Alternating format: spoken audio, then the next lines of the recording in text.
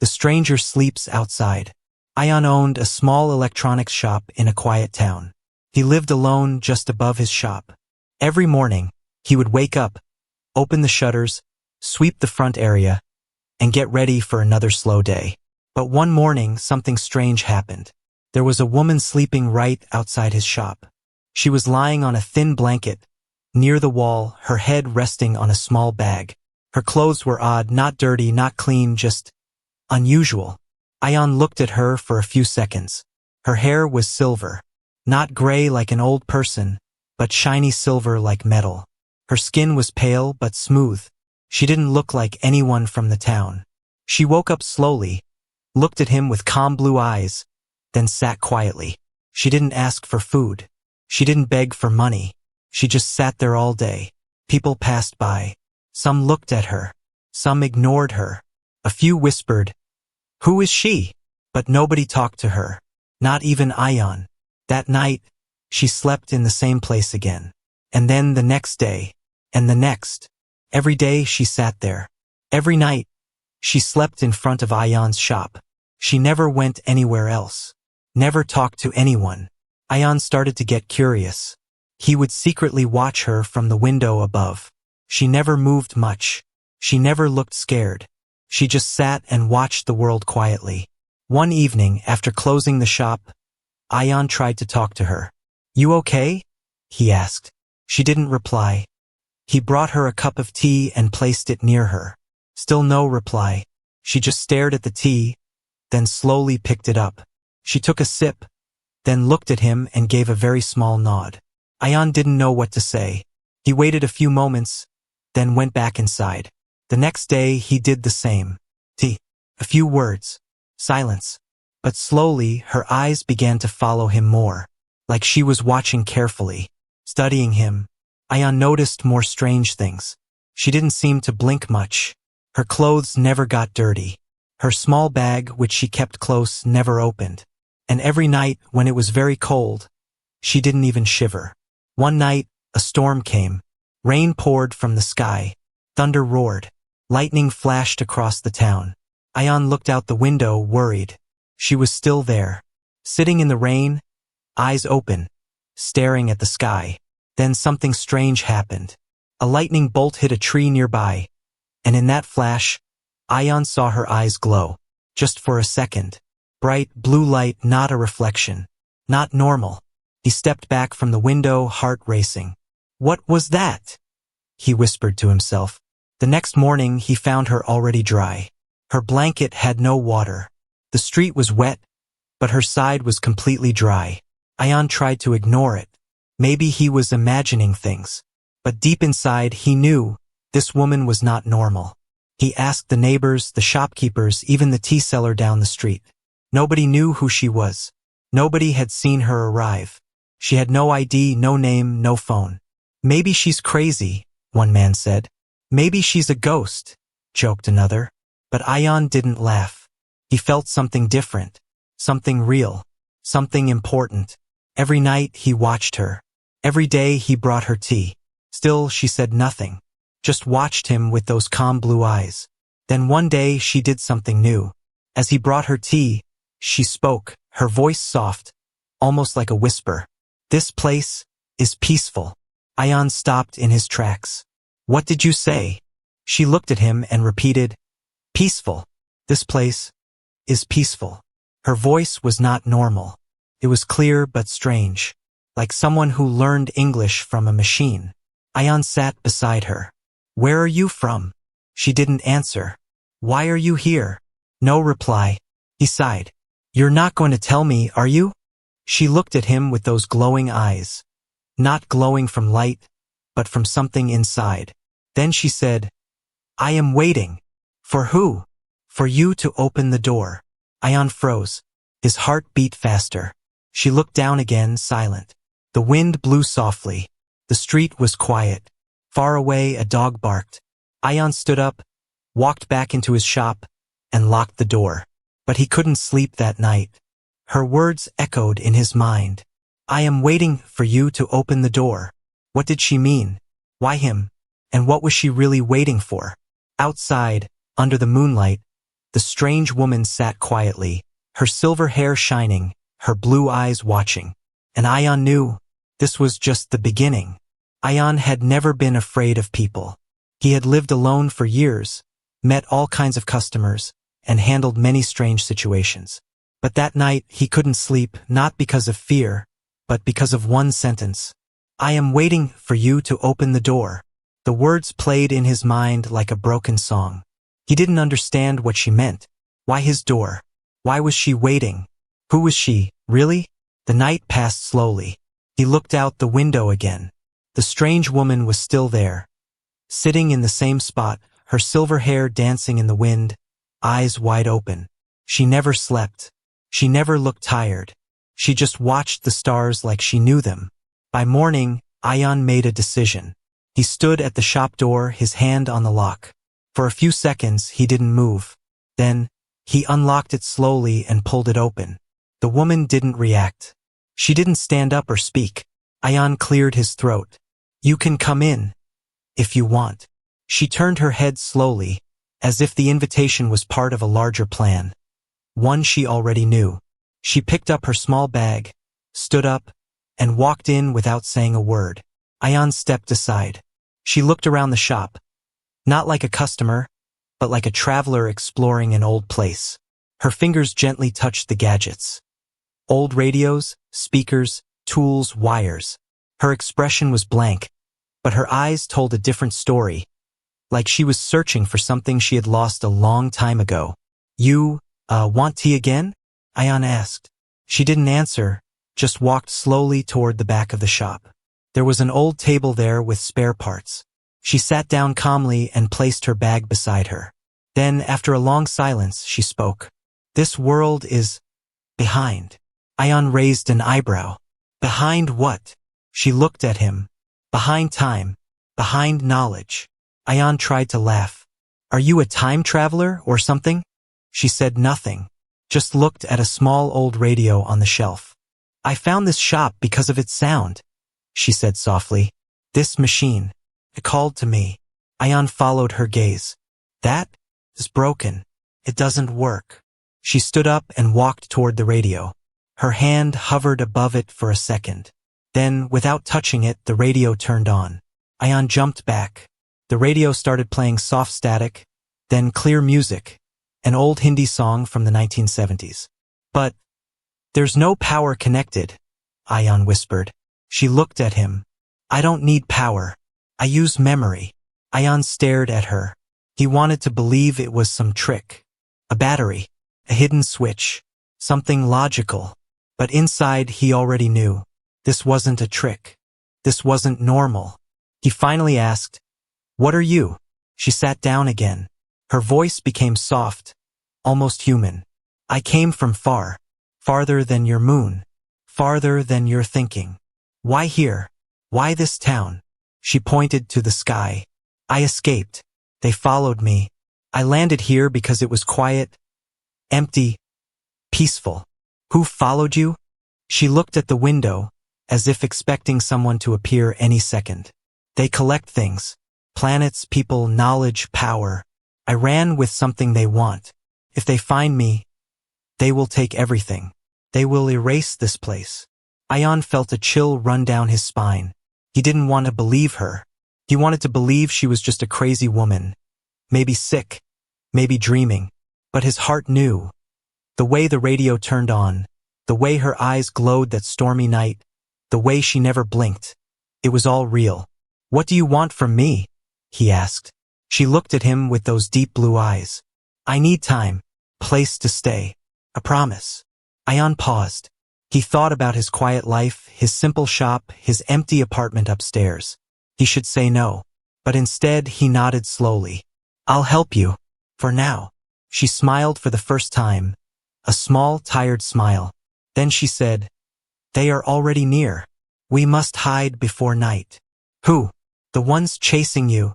She simply said, Yes. And they do not ask. They destroy. Ion's heart raced. He walked toward the back room to clear space for her. He didn't know what he was doing. He didn't even know who she really was. But he knew one thing for sure. His door was now open. and the world outside that door was about to change.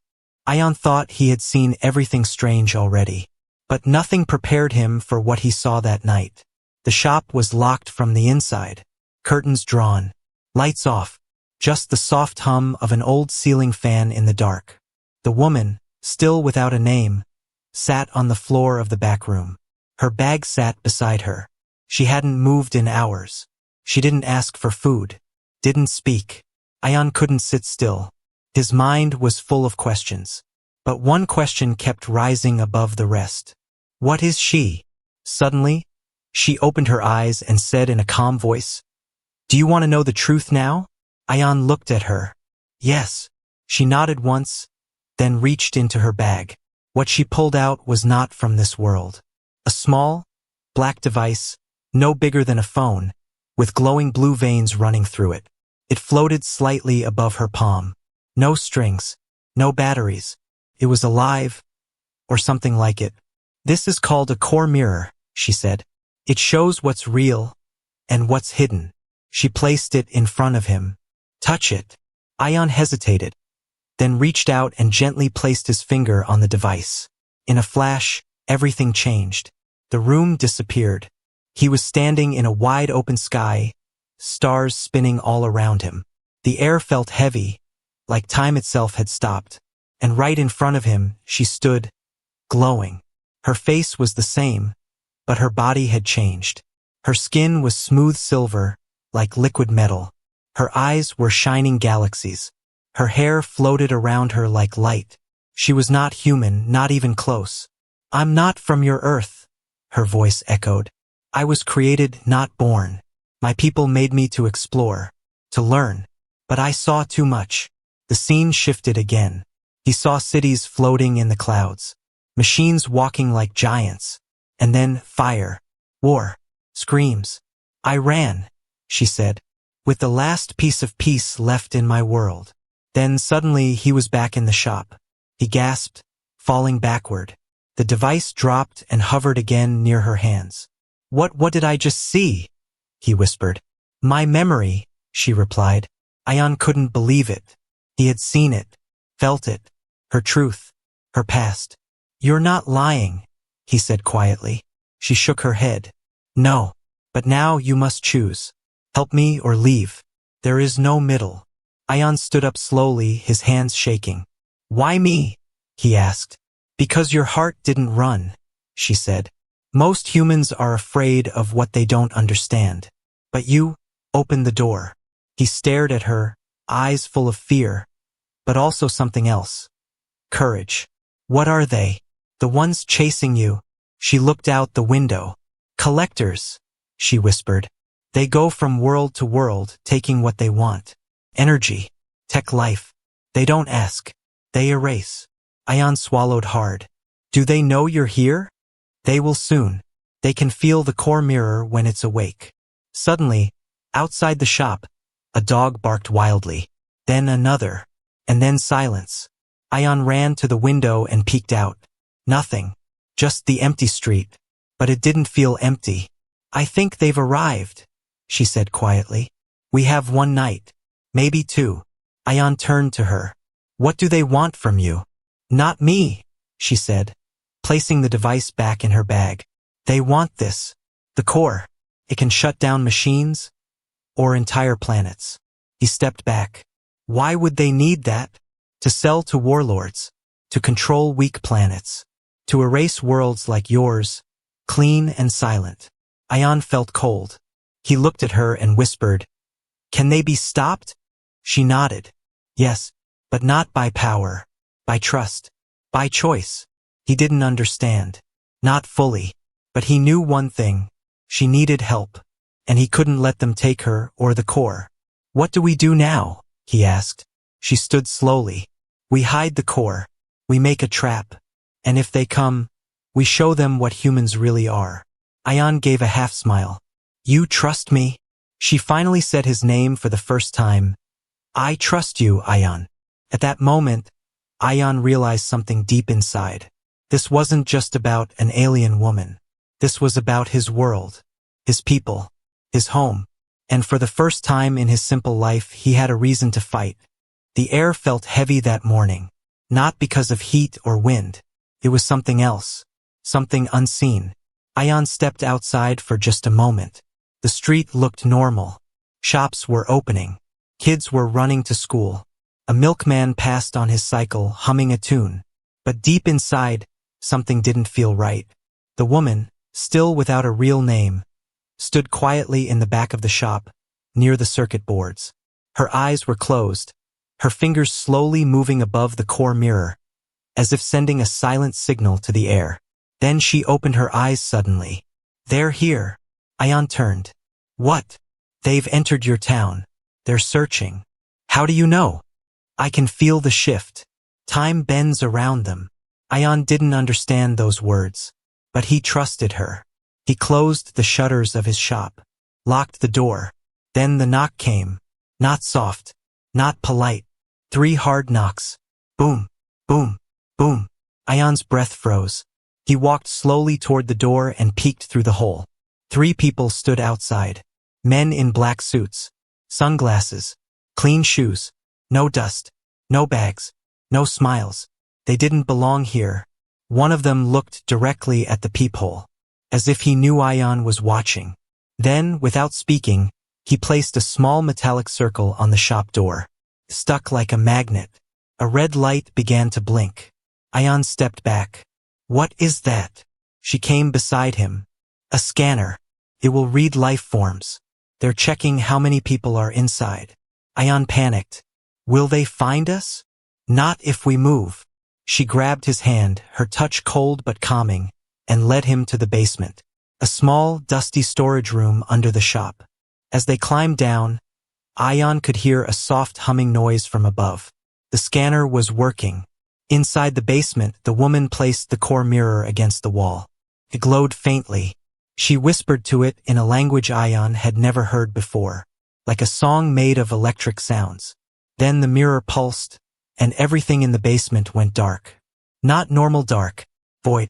Even Ion couldn't see his own hands. No sound, no smell, no feeling, just silence. Complete silence. Above them, the scanner blinked red, then green, and just like that, the men walked away. When the light returned, Ion was still frozen in place. "What was that?" he asked. She answered, "A pocket field. It hides presence by removing energy." He sat down, breathing heavily. "I'm not built for this." She sat beside him. "You're doing fine." Ion looked at her. "You said we'd have one night. Why are they already here?" "They move faster than I hoped, but they haven't sensed the core yet. They think I left it behind." He stared into the darkness. "Why don't you just run again?" "Because running destroys another world. I want to end it here." Ion leaned against the wall. "How do we fight something we can't see?" She opened her bag and pulled out a thin metallic sheet, like silver paper, but alive. "This is a shield," she said. "We place it at your door. It will delay them, not stop them, but give us minutes. And after that?" She looked him in the eyes. "Then we fight." Ion laughed weakly. "Fight them? With what? Soldering irons and old wires?" She smiled. "With choice. With courage." He paused. "That's not a plan. It's a start," she replied. Suddenly, a soft beep echoed from her device. She grabbed it quickly and checked the light. Her face changed. "What is it?" Ion asked. "They've marked the town. They know the core is within 5 kilometers. Now they will come in pairs house by house." Ion stood up. "Then we have no more time." They climbed out of the basement. The shop looked the same, dusty, quiet, but the world outside was no longer safe. She placed the metallic shield on the inside of the door. The moment it touched the wood, the surface rippled like water. The shield melted into the door, invisible but active. "They won't sense us for a while now," she said. Ion sat on a stool and looked at her. "What if we fail?" She didn't blink. "Then Earth becomes another number in their collection." He closed his eyes. He had never left his town, never fought a war, never seen the stars. And yet, here he was, about to defend his planet, beside a woman not from his world. He took a deep breath. Then we don't fail. She nodded. We begin tonight. The night was too quiet. Not peaceful quiet, dangerous quiet. The kind of silence that feels like something is holding its breath. Inside the locked shop, Ion sat across from the woman. His heart was beating fast. Every sound outside made him jump. Creaking gate, a barking dog, a motorbike in the distance. She was calm, always calm. The core mirror sat between them, glowing softly. It had become the heart of their small world, silent, powerful, and mysterious. Ion couldn't stop staring at it. Why do they want it so badly? He finally asked. She touched the device gently. Because it can end systems, end machines, end control. I thought it only hides us. She looked up. That's just the smallest thing it can do. Ion leaned in. Then tell me everything. She took a deep breath. Not because she needed it, but because he did. My world once ran on energy created from thought, she said. No pollution, no war, just pure connection. But others wanted to control it. So my people built this. She pointed at the core. As protection. It holds memories, power, and the ability to erase false networks, to clean a planet from forced control. Forever. Ion blinked. Wait, erase. She nodded. Not kill. Not destroy life. But remove systems, weapons, surveillance, artificial control grids. And the collectors want to sell that? She looked at him sharply. No. They want to break it. So no one can stop them again. Ion sat back. He was beginning to understand. The core wasn't just a weapon. It was freedom. The power to end control. Not by killing, but by switching off the chains that hold people down. She pulled out a second object from her bag. A small clear crystal, shaped like a teardrop. This is for you, she said. Ion looked confused. Me? Why? This crystal links you to the core. It lets you activate it not by buttons but by choice. It listens to your will. He hesitated. What if I press the wrong thought? She smiled. Then it will remain silent. The core only responds to truth. He reached out and took the crystal. It was cool to the touch. The moment his fingers closed around it, it pulsed, once, like a heartbeat. Ion's eyes widened. Did it just feel me? It sees you, she replied. Suddenly, the crystal projected a soft hologram into the air. Ion saw floating shapes, cities, stars, symbols he couldn't read, then a figure that looked like himself, but stronger, standing tall, calm, confident. I don't understand, he said. She whispered, that is your possible self. If you don't run. Ion stared at the image. He didn't feel like that man. He didn't feel brave. He felt like a shopkeeper caught in a cosmic mistake. But somewhere deep inside, he wanted to become that person. Suddenly, the core flashed red. She stood up instantly. They've activated a pulse net. What does that mean? They're forcing a blackout. Soon all electronic systems in this town will be frozen. And then scanned. They're trying to flush us out. Ion panicked. Can we stop them? She nodded. But only from inside the signal. You mean, go out there? She didn't answer. She didn't have to. Ion looked at the crystal again. It was glowing softly in his palm. I thought I'd just be helping from inside, he said. You know, making tea. Watching the door. You're part of the core now, she said gently. It chose you. He looked up at her. Why does it trust me? She said nothing for a moment, then answered, because you were kind, when you didn't have to be. Outside, the lights in the neighborhood flickered once, then died. Darkness. The blackout had begun. She walked to the door and placed her hand on the invisible shield. It will break in minutes, she said. Once it does, we move. Move where? To the rooftop, she replied. That's where the signal is cleanest. That's where the core must speak. Ion nodded slowly. His hands were shaking. His legs felt weak. But his mind was clear. He held the crystal tightly and whispered to himself, don't run. Just don't run. The woman turned to him one last time. When you speak to the core, she said, don't think about saving the world. Think about what kind of world you want to save. He didn't fully understand, but he would try, because soon the hunters would find them. And this time they wouldn't just knock. They would come to take. Unless Ion chose to stand.